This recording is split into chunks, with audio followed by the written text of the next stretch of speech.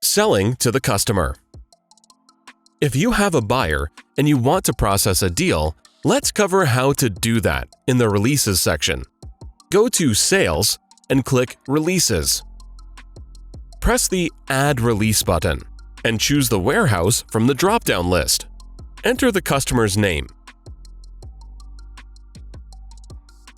and choose the customer's type, retail or wholesale. Additionally, you can enter the client's phone number and email address. If you are going to send this release using a shipping service, you can select the shipping service you will be using and enter the tracking number. Add the goods you are selling by entering the IMEI or serial numbers. You can also just enter the product names for non-serial goods like accessories.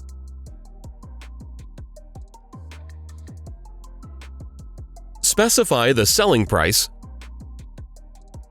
and the type and percentage of VAT. If your customer has already paid for this order, you should enter the amount paid. Finally, press Realize and confirm the deal by clicking the OK button.